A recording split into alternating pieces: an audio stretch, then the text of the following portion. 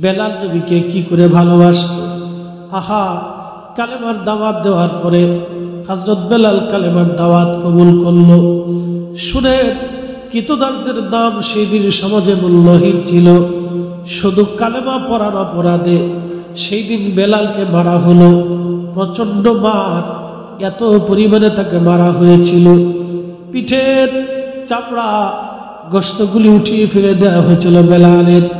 কুমিল্লার মুসলমান, রাত্র গভীর, আমি যিনি প্রচন্ড ঠান্ডা পড়তেছে, আজ একেবারে বেশি পরিমাণে শীত। অন্য দিন থেকে আজকের শীতের প্রকোপটা বেশি। তারপর আপনারা হাজার হাজার মুসলমান বসে আছেন, এখনো রাত্রি গভীর ফিরে চলে যান নাই একটা আলোচনা শোনার জন্য। কারণ এই আলোচনাটা এতই গভীরের আলোচনা, যদিও এটা একটা কাসাস একটা ঘটনা, তারপরও আলোচনার খুব মজবুত দীর্ঘায়িত আলোচনা এবং খুব মজবুতি আছে। আমি পাঠ পাঠ করে ব্যাখ্যা করে বুঝাই দিয়ে যাব। আজ আল্লাহর নবীর সাহাবী দীর্ঘদিন পর্যন্ত অত্যাচার সহ্য করেছেন কাফেরদের। আপনি বুঝতেই পারতেছেন, মরুভূমির মধ্যে তাকে নিয়ে যাওয়া হতো, হাত পা গুলি বেঁধে মরুর মধ্যে চিৎ করে ফেলাইয়া বুকের মধ্যে পাথর চাপা দিয়ে ধরে রাখতো, রেখে চলে আসতো। প্রচন্ড গরমে লু হাওয়া, আহারে বাতাসে বাতাসে বালিগুলি লেগে লেগে ফুসকা পরে গা হতো। ওই পিঠের মধ্যে বেলালকে চাবুকের আঘাত করা হতো। ফিনকি মেরে মেরে চামড়া গোশতগুলি ফেটে ফেটে রক্ত পড়ত। বেলালের কঠিন অত্যাচার যখন চলত, কোনো উচ্চারণ ছিল না। বেলাল মা বলেও কাঁদে নাই, বাবা বলেও কাঁদে নাই, শুধু একটা আলো, একটা আওয়াজ বেলালের জবানে ছিল, আহাদ আহাদ, আল্লাহ এক, আল্লাহ এক, আল্লাহ এক, আল্লাহ এক, আল্লাহ এক। আল্লাহর একত্ববাদের প্রতি, রাসালাতের প্রতি কঠিন ঈমানি পাহাড়ের মতো বেলাল দৃঢ় ছিলেন। উহুদ পাহাড় যেমন শক্ত, বেলালের হৃদয় কালেমার জন্য এরকম শক্ত। পিঠের চামড়া চলে গেল, বুঝতেই পারেন মাসের পর মাস কোনো ওষুধ তাকে ব্যবহার করতে দেওয়া হতো না। শরীরের ব্যথায় কত রজনী বেলাল ঘুমাইতে পারে নাই, কত রাত্রির ঘুম কেটেছে বেলালের, কতদিন ক্ষুধার্ত থেকে অজ্ঞান হয়ে পড়ে থেকেছে। মনিবকে বলতো, মনিব আমাকে একবারে জানে মেরে ফেলে দাও। মনিবের আচরণ ছিল একটাই, বেলাল কালেমা সারবি, জীবন পাবি। বেলাল বলতো, মনিব রে, জীবন চলে যাবে, যে সত্য কালেমা গ্রহণ করেছি এটা কখনো ফিরে যাবে না। চিৎকার করে জোরে বলেন আল্লাহু আকবার। তেলের গাড়ি তেলে চলি,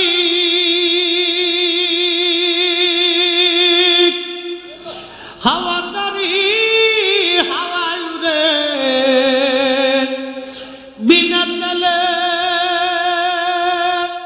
চালায় গাড়ি নবী সুলাইমান।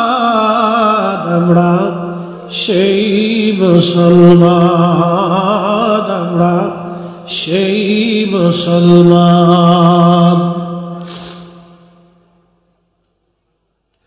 প্রিয় হাজিরিন, আবু বকর সিদ্দিক করুণ অবস্থা দেখি বেলালকে কিনে নিয়ে আসলেন, আজাদ করে দিলেন। নবীজি হিজরত করে মদিনায়, বেলালও মদিনায় চলে গেল। আজানের প্রবর্তন হলো, যেই বর্তমানে আজান আপনারা দেন, এই আজানের প্রবর্তন হওয়ার পরে হযরত বেলাল রাদিয়াল্লাহু আনহু, আল্লাহর নবী ডাক দিয়ে বললেন, সাহাবীরা রে, আজকে কেউ আজান দিবে না, আমার মসজিদের মুয়াজ্জিন আমার বেলাল হবে।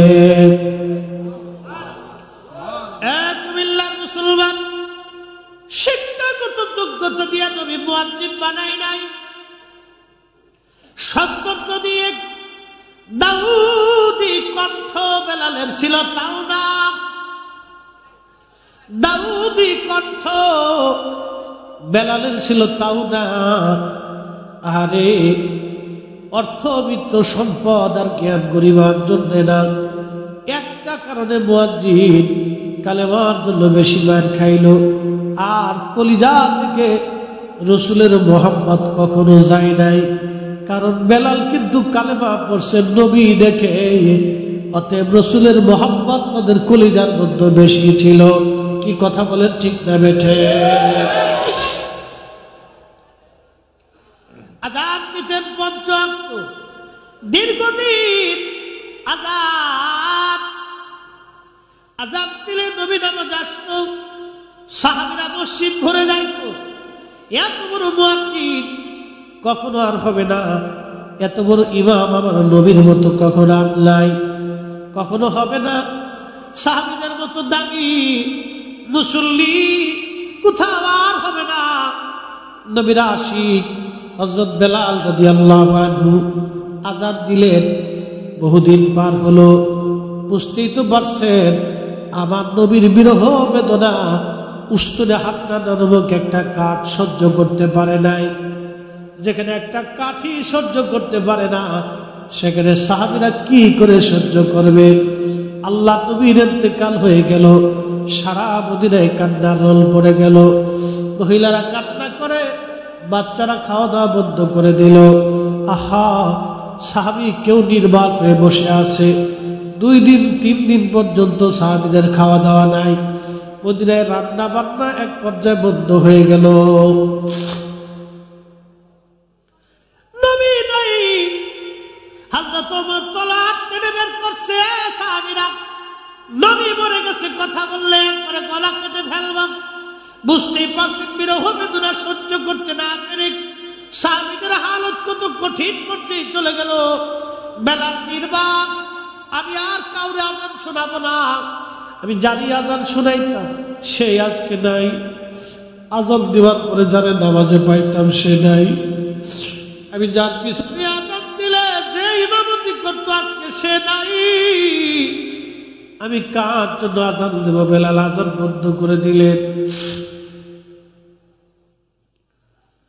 বহুদিন পার হলো, দেখবেন মা সন্তান মারা গেলে মা কবর দেখে দেখে বসে বসে মা কাঁদতে থাকে।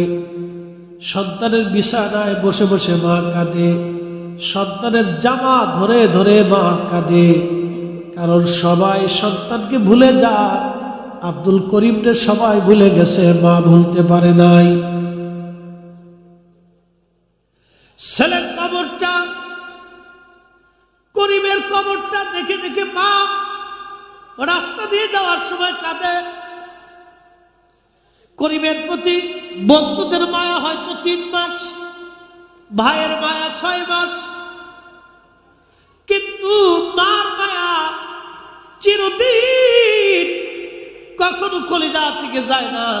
করিমের কবর দেখে সবাই মানতে পারে, সহ্য করতে পারে, কিন্তু মা সহ্য করতে পারে না। আল্লাহু আকবার। হযরত বেলালের হালত এইরকম হয়েছিল। অন্যান্য সাহাবীরা নবীকে ভালোবাসত না তা কিন্তু না।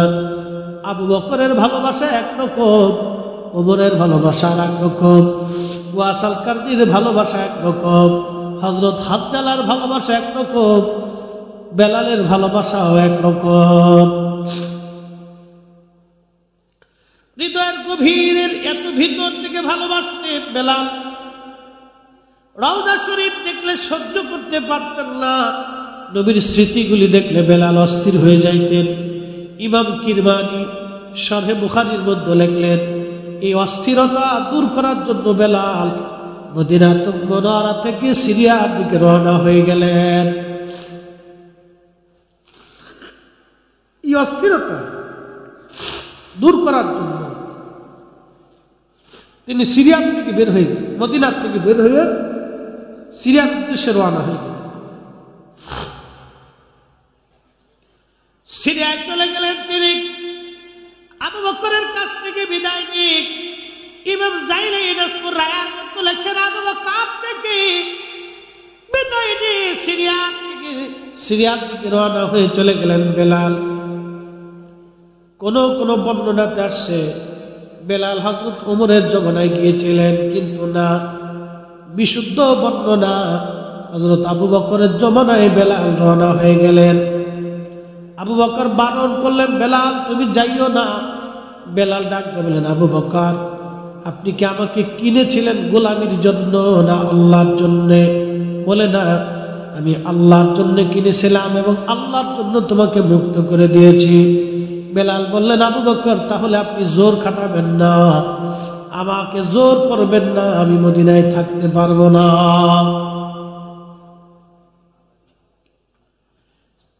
কারণ বেলাল নবীজির রওজা এবং দৃশ্যগুলি দেখে সহ্য করতে পারতেন না।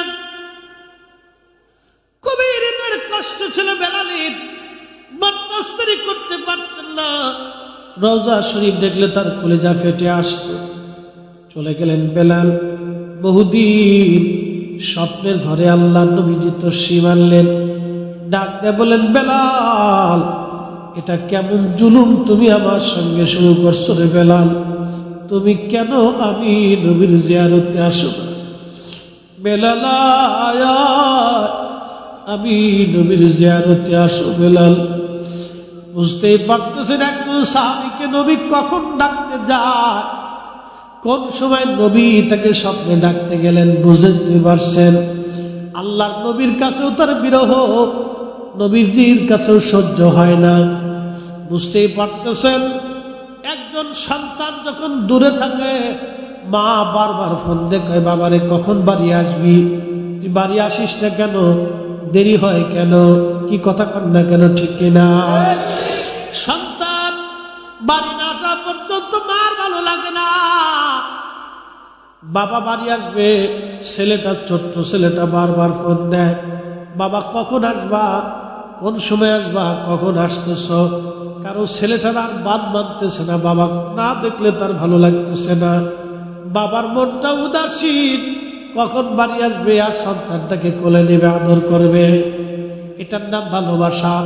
ভালোবাসা দলিল দেওয়া হয় না, ভালোবাসা হৃদয় থেকে হয়। আল্লাহ নবীর প্রেম ভালোবাসার দলিল দিয়ে বোঝাইতে পারতাম না আমি। নবীর ভালোবাসার দলিল দেওয়া হয় না। এই ভালোবাসি ইমাম মালিক 80 বছর মদিনায় জুতা পরে নাই। এই ভালোবাসা ইমাম মালিক 80 বছর মদিনায় জুতা পরে নাই। ইমাম আহমদ ইবনে হাম্বল, হযরত ইমামুল আযম আবু হানিফা 7 দিন মদিনায় পায়খানা পেশাব করে নাই। হযরত শাহ ওলিউল্লাহ মুহাম্মদ দেলবি কোনদিন মদিনায় তিনি জুতা পরিয়া যান নাই। চিৎকার মেরে বলবেন আল্লাহু আকবার। এই সম্মান আর ভালোবাসার জন্য আমরা সুন্নিরা কখনো ইয়া নবী সালাম আলাইকা বললে বসে থাকতে পারি না, আমরা দাঁড়ায় যাই। কি কথা কন না কেন? ঠিক না? এরা শুধু বেদাত বেদাত চোখে দেখে, কিন্তু মহব্বত এরা চোখে দেখে না। এরা বেদাত চোখে দেখে, কিন্তু হুব্বে রসুল তারা চোখে দেখে না। আল্লাহ নবী স্বপ্ন দেখলেন, বেলাল কতদিন হলো তুমি আসো না, আমার সাথে কেন জুলুম শুরু করছো? তুমি আমার জিয়ারতে কেন আসো না? অর্থাৎ আমার সাক্ষাতে কেন আসো না রে বেলাল? তাড়াতাড়ি আয়। বহুদিন হলো বেলাল আসে নাই। বুঝতেই পারতেছেন নবী তাকে ডেকে নিয়ে আসবেন। কেন আনলেন? এবার বুঝবেন কি জন্য আনছেন। স্বপ্নে দেখার পরে বেলাল রাদিয়াল্লাহু আনহু দৌড়ে আসলেন। সুদূর সিরিয়া থেকে মদিনা বহুদিন পথ অতিক্রম করে তিনি ফিরে আসলেন। ফিরে আসার পরে রওজা শরীফ কাঠের জালি দিয়ে ঘিরে রাখা, ওই রওজা মুবারকে তিনি বসে আছেন। বেলাল বসে বসে কাঁদতে আর বলে, হুজুর আমি আসছিলাম, গোলামকে আপনি আসতে বলেছেন, গোলাম আপনার কদমে হাজির হয়ে গেছে। ইয়া রাসূলুল্লাহ আমি আসছি, আপনার কদম মুবারকে হাজির হয়ে গেছে। বুঝতেই পারতেছেন নবীজি যখন ডেকে নিয়ে গেল, একজন সাহাবীর কলিজার মধ্যে কি হালত হতে পারে? আমি ভালোবাসা কেমনে বুঝাবো? কাসুয়া উট নবীজির ইন্তেকালের 3 দিন পর্যন্ত খায় নাই, 3 দিন পর্যন্ত পানি পান করে নাই। এই উটকে কেউ 3 দিন পর্যন্ত খাওয়াইতে পারে নাই।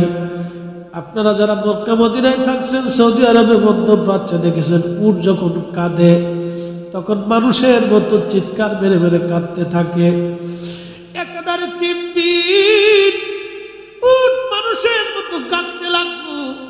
বিরহ বেদনা এত জটিল, এত কঠিন, আমি বুঝাইতে পারবো না। কুমিল্লার মুসলমান হযরত বেলাল রাদিয়াল্লাহু আনহু কাঁদতেছে, নবীজি গোলাম আপনার কদম মোবারকে হাজির হয়ে গেছে। সাহাবী নতুন মুয়াজ্জিন এসে দেখলো নবীর মুয়াজ্জিন মদিনাতুল মুনাওয়ারায় তাশরীফ আনছে। ডাক দেখে সাহাবীরা রে, শুনছ নবীর মুয়াজ্জিন বেলাল হাজির হয়ে গেছে। সাহাবীরা বের হয়ে দৌড়ে এসে রওজা মুবারকের চারপাশে, হুজরা মুবারকে, মসজিদে নববীতে এসে দেখতেছে বেলাল গুল গুল করে রওজা মুবারকে বসে বসে কাঁদতেছে। আপনারা দেখবেন মক্কা মদিনায় যখন হাজিরা যায় বাংলাদেশ থেকে, অনেক হাজি আছে নবীজি রওজা মুবারক দেখলে চোখের পানি ফেলে ফেলে কাঁদতে থাকে। রওজা মুবারকের কাছে গেলে হাজি আর স্থির থাকতে পারে না, চোখের পানি ফেলে ফেলে কেঁদে কেঁদে সালাম জানায়। অনেক হাজি আছে যাদের চোখে পানি আসে না, এমনি সালাম দিয়ে চলে যায়। যার চোখে পানি আসে ইদু হাজি, যার চোখে পানি আসলো না ইদু হাজি। নবী রওজা মুবারকের পাশে যার চোখে পানি আসলো ইদু জাইরিন, আর যার চোখে পানি আসলো না ইদু জাইরিন। রওজা মুবারকে বসে বসে কাঁদে। সাহাবীরা বলল বেলাল রে আযান দাও। হযরত বেলাল তো আগে বলেছেন আমি আযান দেব না, আমি আর আযান দিতে পারবো না, আমি কারে আযান শোনাবো? কে আমার আযান ইমামতি করতে আসবে? কে নামাজ পড়াবে বলো? সাহাবীরা রে আমি আযান দিব কেমনে? নবীর ইন্তেকালের পরে আমি আর কখনো আযান দেই নাই, আমি আযান দিব না বলে নিয়ত করে রাখছি। সাহাবীরা অনুরোধ করার পরও বেলাল উঠে না। সাহাবীরা বলল আমাদের কথায় বেলাল আযান দিবে না, যাও হাসান আর হুসাইন আসেনি, হযরত হাসান হুসাইনকে নিয়ে আসা হলো। রওজা মুবারকের পাশে হযরত বেলাল উঠিয়া ইমাম হাসানের বুকের মধ্যে মাথা ঠেকায় কাঁদে, আবার ইমাম হুসাইন রাদিয়াল্লাহু আনহুর বুকের মধ্যে মাথা ঠেকায় কাঁদে। ইমাম হাসান হুসাইন দেখতে নবীজির মতো দেখা যাইতো, দুই ভাইয়ের নানা চেহারা পাইছিলে, দেখতে নানার মতো দেখা যাইতো। হযরত বেলাল রওজা শরীফ থেকে উঠিয়া ইমাম হাসান হুসাইনের বুকের মধ্যে মাথা টেকে জোরে জোরে গুল গুল করে কাঁদে। নবীর আশিক বাবাজি, ভালোবাসা দলিল দিয়ে হয় না, ভালোবাসা দলিল দিয়ে হয় না, ভালোবাসা হৃদয় থেকে আসে, কাল থেকে আসে। বেলাল কাঁদতেছে। ইমাম হাসান নীরবতা ভেঙে ডাকতে বললেন সাহেব, নানার মুয়াজ্জিন, ও নানার মুয়াজ্জিন, তুমি যেই লাহান দিয়া নানার আযান শুনাইতা, আজকে তুমি যাও মিনারায় আমাদেরকেও আযান আজকে শোনাইয়া যাও। নবীর কলিজার টুকরা দৌহিত্র, ওরা ছোট দেখতে নানার চেহারা পাইছিল, চুমায় চুমায় আদরে নানা যাদেরকে ভরে রাখতেন, যাদের কথা নানাও ফেলতেন না। বেলাল এখন আর স্থির থাকতে পারেন নাই, দৌড়াইয়া চলে গেলেন মিনারায়। বনু নাজ্জার গোত্রের মহিলার ছাদ, এই ছাদের উপরে দাঁড়ায় বেলাল আযান দিতেন। মসজিদে নববীর পাশেই সেই ছাদ ছিল। এই ছাদের উপরে দাঁড়াই গেলেন, আল্লাহু আকবার, আল্লাহু আকবার, আল্লাহু আকবার, আশহাদু আল্লা ইলাহা ইল্লাল্লাহ,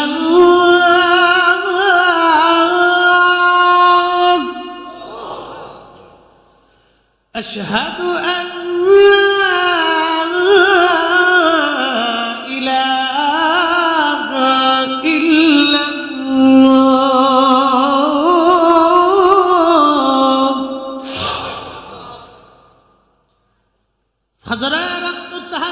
সময় আযান সারা মদিনার রদ্দে রদ্দে আযান ছড়িয়ে গেল।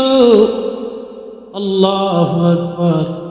সাহাবীরা ঘর থেকে বের হয়ে আসতেছে, ধেয়ে ধেয়ে আসতেছে, মহিলারাও ছুটে আসতেছে, বাচ্চা কাচ্চা নিয়ে তারাও দৌড়ায়, বৃদ্ধরাও ঘর থেকে বের হয়ে দৌড়ায়। ইমাম তাকিউদ্দিন সুবকি রাহিমাহুল্লাহ আশ-শিফাউস সাকামের মধ্যে লেখেন, পরিস্থিতি এমন হলো সবাই ডুকরিয়ে ডুকরিয়ে কান্না করে, একটাই আওয়াজ, নবী কি ফিরে আসছেনি? নবী বুঝি ফিরে আসছে? আযানের প্রয়োজন এতই কঠিন, আযানে এতই নবীর ভালোবাসে, স্মৃতি নবীর স্বামীরা বরদাস্ত করতে পারতেছে না, কলিজার ভিতর থেকে টান দিছে। আল্লাহ আল্লাহ, এটা আমি আপনাকে দলিল দিয়ে বুঝাইতে পারবো না। আল্লাহ, এটা আমার জীবনের এক মকবুল ওয়াজ। আল্লাহ, এই ওয়াজ যেদিন আমার পীর মুর্শিদের দরবারে করেছিলাম, ওই মজলিসেই নবীর বিরহে, রাসূলের ইশকে কেঁদে কেঁদে একজন মানুষ ইন্তেকাল করেছিল। তার জানাজা এশার নামাজের সময় করেছিলাম।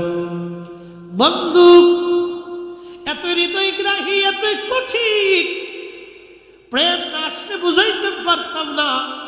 বুঝতে পারতেছেন, মদিনার ঘর খালি হয়ে গেল, নারী আর বৃদ্ধ ছোট্ট শিশুরাও কাঁদতেছে।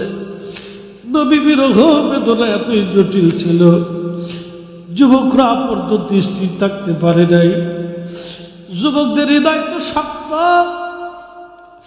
তারা তো শক্তিশালী, তারাও পর্যন্ত সহ্য করতে পারতেছে না, ডুকরিয়ে ডুকরিয়ে কাঁদে। আর একটাই আওয়াজ, নবী আসছেনি, নবী আসছেনি। মদিনায় কান্নার রোল, পরিস্থিতি এতই জটিল। বেলাল যখন আযানের টান দিলেন, আশহাদু আন্না মুহাম্মাদান রাসূলুল্লাহ,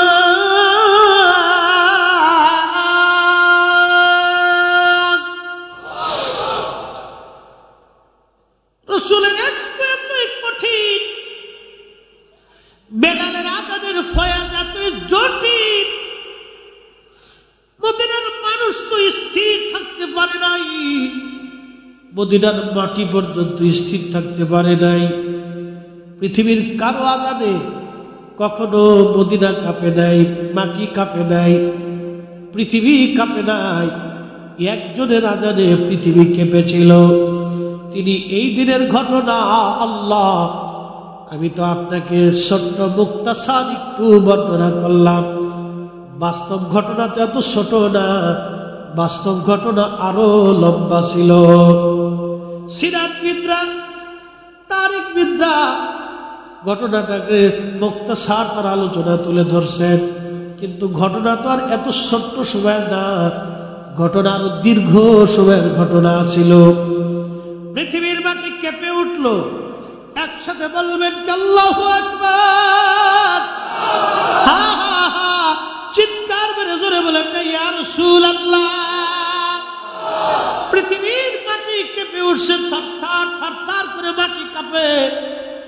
বেলাল অজ্ঞান হয়ে গেলেন, হুঁশ নাই বেলালের, বেহুশ হয়ে গেলেন বিরহ বেদনায়, বেহুশ। মদিনার মানুষগুলি বেহুশের মতো হয়ে গেছে। ছোট্ট শিশু থেকে কিশোর, কিশোর থেকে বালক পর্যন্ত সেদিন কেঁদেছিল। এতই ফয়া ছিল সেই দিন আজাদে, বিরহ বেদনা এত জটিল, মদিনার মাটি পর্যন্ত স্থির থাকতে পারে নাই।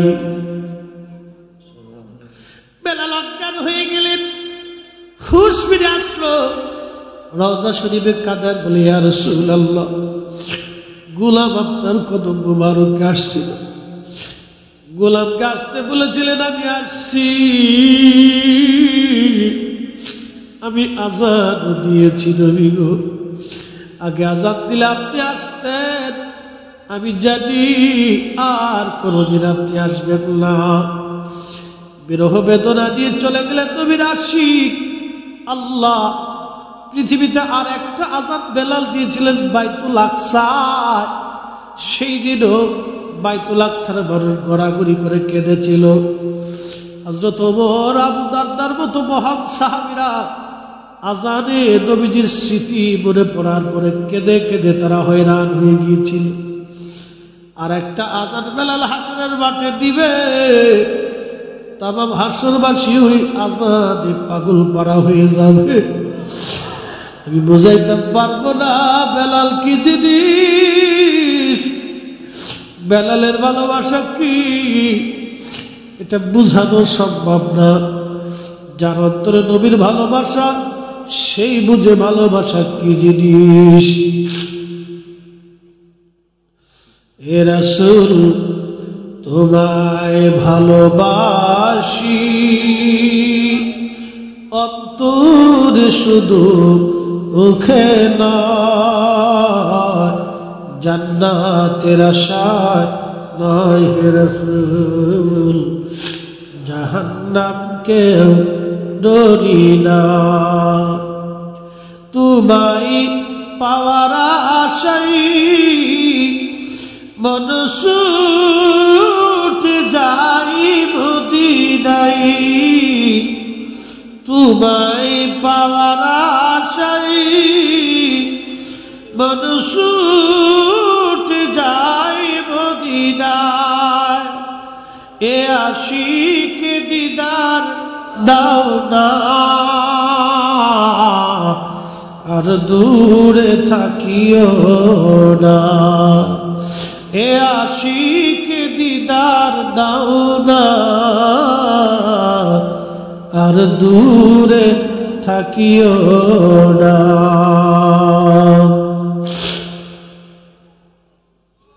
অত্যন্ত জটিল একটা কাসাস। শুনেন, ঘটনাটা তার অল্প একটু সময়ের জন্য না, এটা ছিল ব্যাপক এবং অনেক বড় লম্বা। আপনি বুঝতেই পারতেছেন নবীর ইন্তেকালের পরে এই দিনের মতো এত ক্রন্দন আর কোনোদিন হয়নি। পৃথিবীর মাটি কেঁপে উঠছে তার আজানে। বুঝতেই পারতেছেন আজানের প্রয়োজন কত জটিল ছিল। সাহাবা ইকরামের কলিজার ভিতর থেকে এমন ভাবে টান দিয়েছিল যে কোন সাহাবী স্থির থাকতে পারে। এজন্য এই ওয়াজ শোনার পরে আল্লাহর কসম করে বলি, যার অন্তরে বিন্দু মাত্র রাসূলের মহব্বত আছে, সে স্থির থাকতে পারে না। কথা কন ঠিক না বেঠিক?